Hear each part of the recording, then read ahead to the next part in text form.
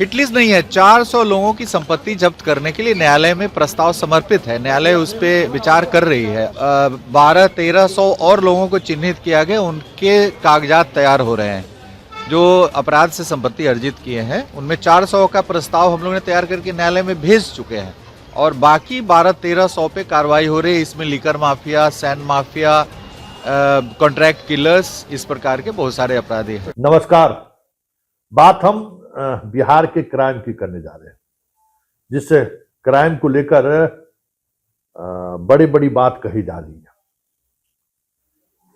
गृह मंत्री press conference में पहले दिन जिन बातों की चर्चा की थी, अगर बात विनय कुमार डीजीपी की करे तो जब से ये पदभार ग्रहण किए हैं इस दिशा में वो पहले से इस पर काम कर रहे हैं, जो आज उनके बयान से यह दिख भी रहा है कि 400 ऐसे माफिया को सरकार ने चिन्हित की है जो अवैध तरीके से संपत्ति अर्जित किया है और उसकी संपत्ति को जब्त करने के लिए वो कोर्ट के प्रोसेस में उन्होंने उस प्रक्रिया को शुरू कर दिया है।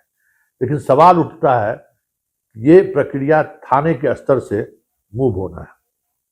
क्या थानेदार इस तरीके के एक्शन को लेकर सजग हैं क्या?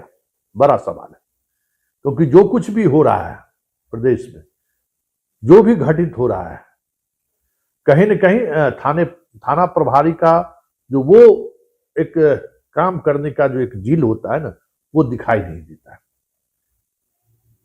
आप देख लीजिए, नए बैच के जितने सब इंस्पेक्टर हैं या इंस्पेक्टर जो 2009 बैच का, बहुत सारे इंस्पेक्टर से हमारी बातचीत होती है। हम ये बैच ऐसा बैच है जिन्होंने न वो अपराध देखा है जिस अपराध की चर्चा बिहार में होती है, और ना ही जो इकोनॉमिक ऑफेंस की जो एक नया फेज दौर शुरू हुआ है उस दौर को देखा है।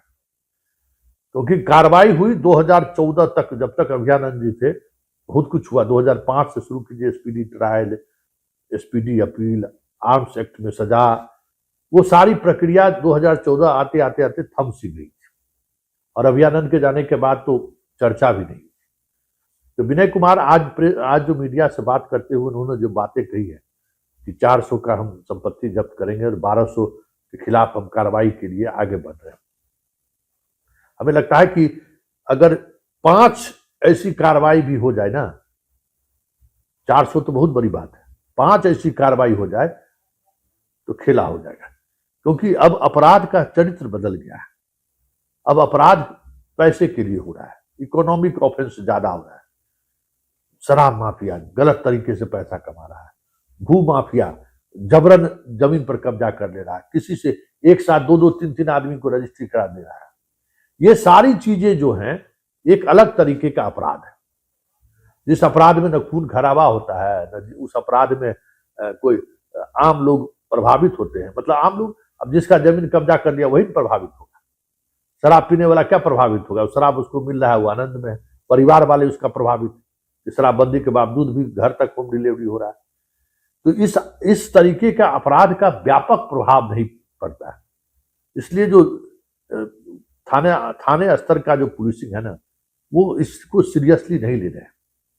विनय कुमार जो है सो पिछले 6 महीने से इस और काफी मशक्कत कर रहे हैं। जो नया एक्ट आया है बीएनएस, उसमें ये प्रावधान है।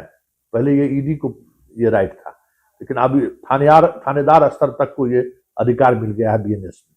लेकिन उसको हम कैसे एक्सक्यूट करें, कैसे हम उसको आगे बढ़ाएं, इसको लेकर हमें लगता है कि व्यापक पैमाने पर इन थानेदारों का ट्रेनिंग होना जरूरी है।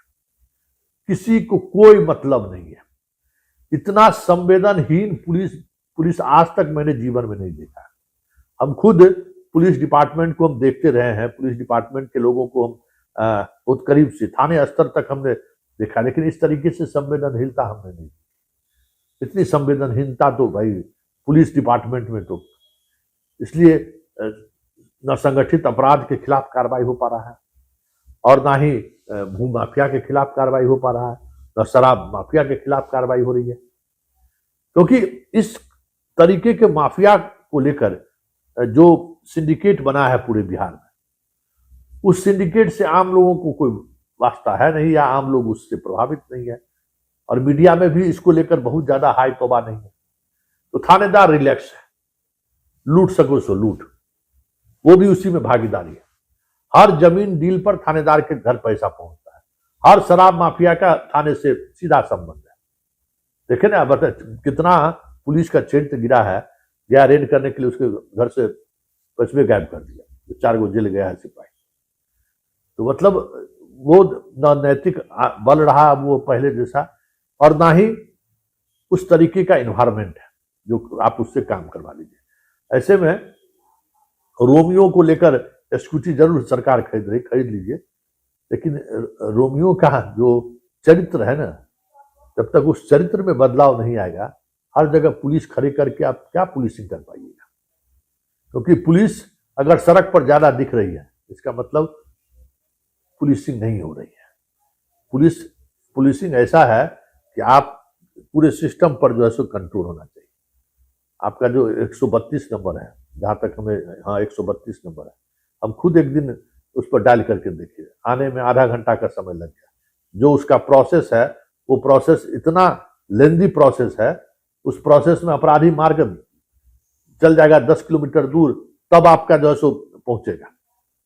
उस प्रोसेस जैसे दिल्ली में 100 नंबर डायल करने के बाद, चाहे वो मोटरसाइकिल वाला हो, जिप्सी वाला हो, जो जहां है तुरंत पहुंच जाता है।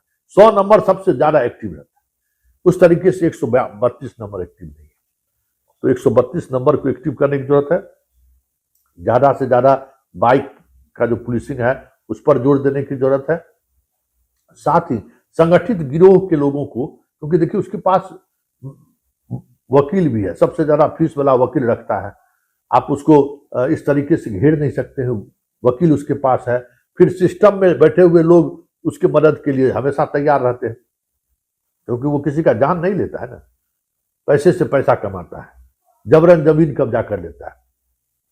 तो सीओ और रजिस्ट्रार के दफ्तर से लेके थानेदार तक का एक नेक्सस बना हुआ है हर शहर में, हर छोटे छोटे प्रखंड मुख्यालय तक में ये नेक्सस काम कर रहा है।